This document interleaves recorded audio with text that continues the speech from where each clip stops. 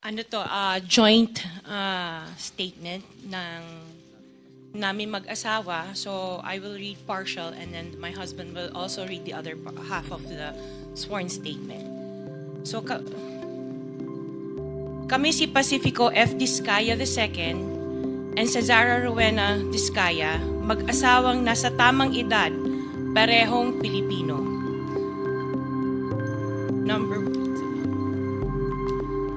Number 1, noon 2003, kaming mag-asawa ay tinayun ang kumpanya na pinangalan namin St. Gerard Construction. Ipinarehistro namin ito sa DTI, nakakuha ng contractor's license at nagsimula na lumahok sa mga pribadong construction projects. Number 2, kinalaunan nagsimula na rin kami na lumahok sa mga government projects. Natuklasan namin na hindi naging madali ang trabaho sa mga government projects. Madalas mahirap ang paniningil ng bayad at matagal bago kami mabayaran ng gobyerno. Number 4, hanggang dumating ang pagkakataon, lumapit sa amin ang isang kaibigan na si Voltaire Claveria at inalok kaming magkaroon ng proyekto sa national level gamit ang aming lisensya. Number 5, ipinakilala niya ang sarili niya na nagtatrabaho para sa isang congressman at nangakong kapag nagbigay kami ng pera ay makakakuha kami ng proyekto.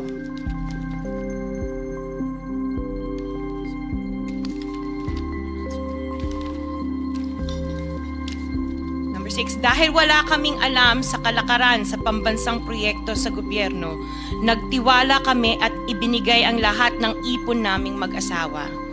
Sa kasamaang palad, niloko lang niya kami. Naglaho siya, dala ang pera naming mag-asawa. Nagpunta kami sa DPWH para i-report ang nangyari pero hindi nila ito pinansin. Kahit ganon, hindi kami sumuko.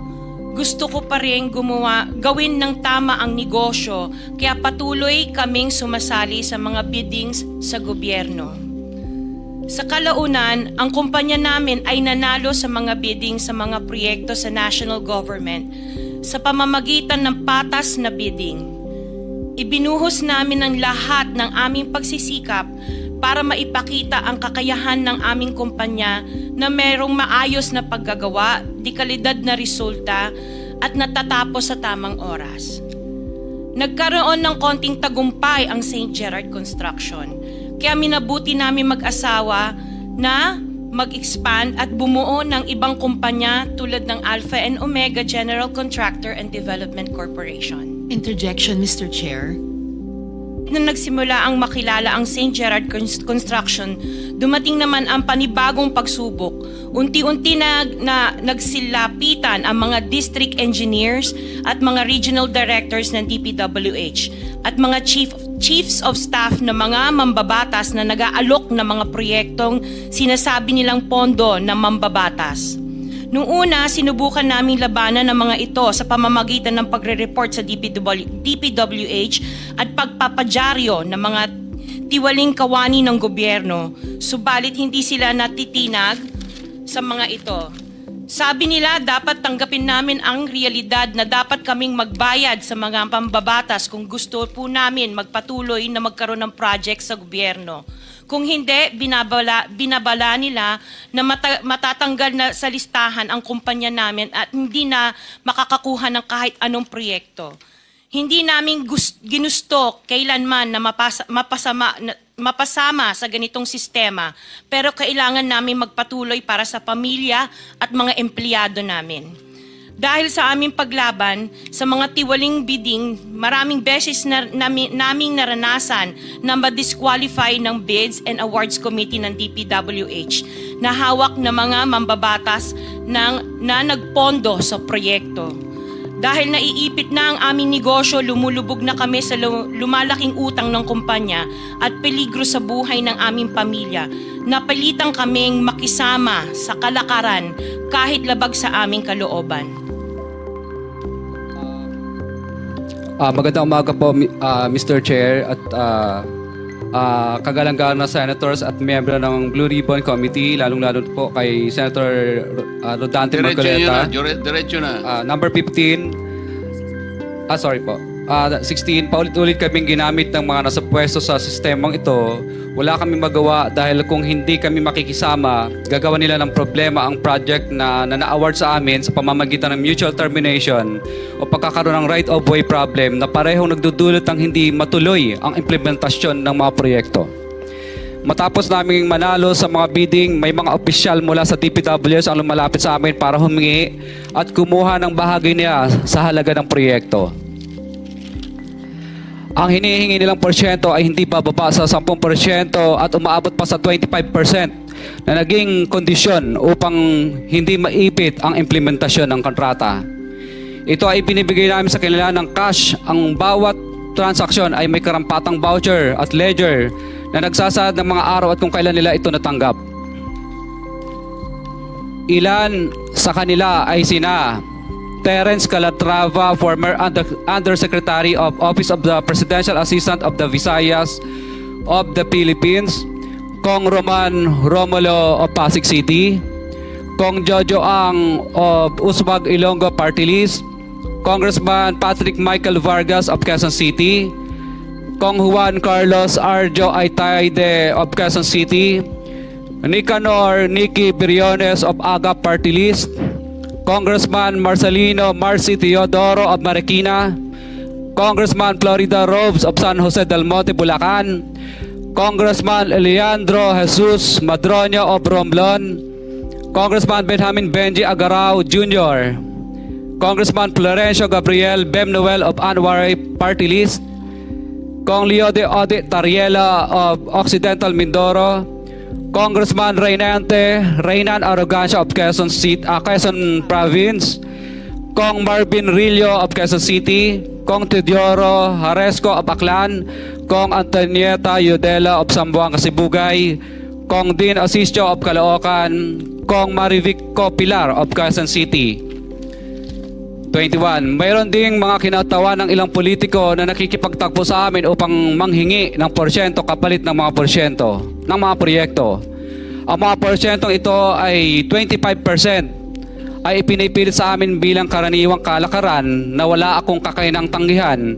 Ilan sa kanila ay sina Regional Director Eduardo Virgilio of DPW's Region 5, Director Ramon Ariola III of Unified Management UPMO, District Engineer Henry Alcantara, DPW's Bulacan First, Undersecretary Robert Bernardo, District Engineer Aristotle Ramos of DPW's Metro First, Pasig City, District Engineer Manny Bulusan of DPW's North Manila Deo, District Engineer Edgardo C. Pingol of DPW's Bulacan Subdeo, District Engineer Michael Rosaria of DPW's Quezon Second Deo.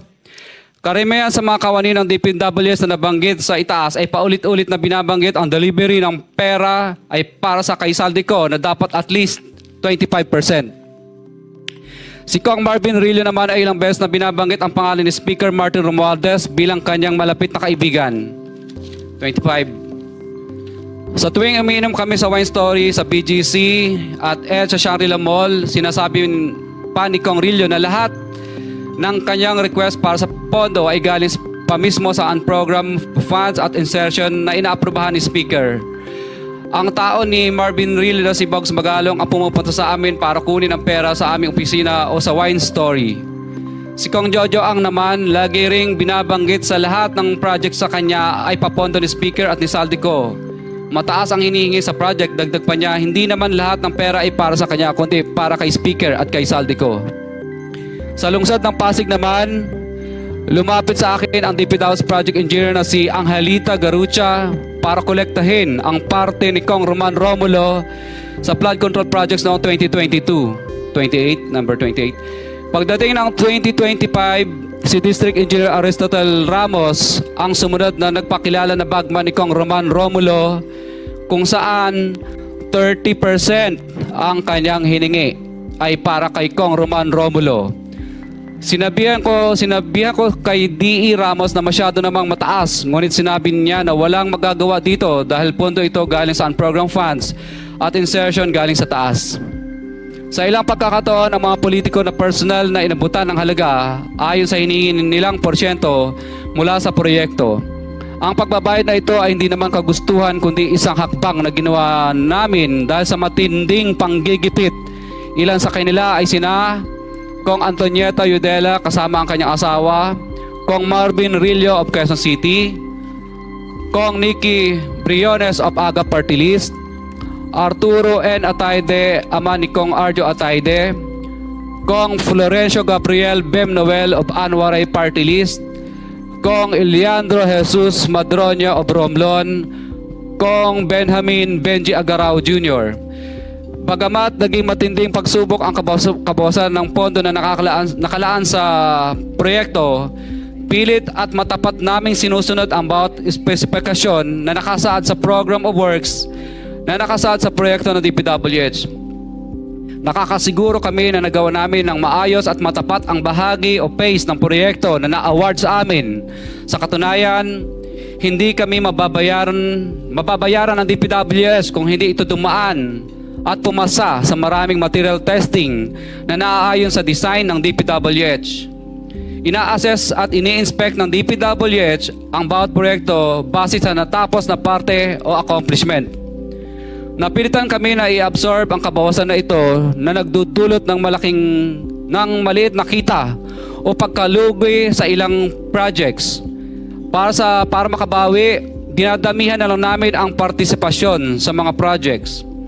Taliwas sa mga lumalabas na may mga impormasyon sa publiko, hindi kailanman kami gumawa ng ghost projects. At masugid kami nag-i-inspect sa lahat ng aming mga natapos na projects. Handa po kaming tumistigo ng walang pilit at kusang loob bilang state witness at sabihin ang lahat ng nangyayaring katiwalaan ng Kamara, DPWH at iba pang mga kawani ng gobyerno upang gawin ang tama. Kami ay lubos na humihingi ng tulong sa Senate Blue Ribbon Committee na pinamumunuan ng buting Chairman Senator Dante Marcoleta at kay President Bongbong Marcos para sa proteksyon at seguridad ng aming pamilya. Ang salaysay na ito ay kusang loob namin ginawa at walang sino mang pumilit na gawin ito. Sa katotohanan ng lahat ay nilagdaan namin ang salaysay na ito ng kusang loob at walang pumipilit. Sign, Pacifico of Vizcaya, nagsasalaysay. Notaryado po.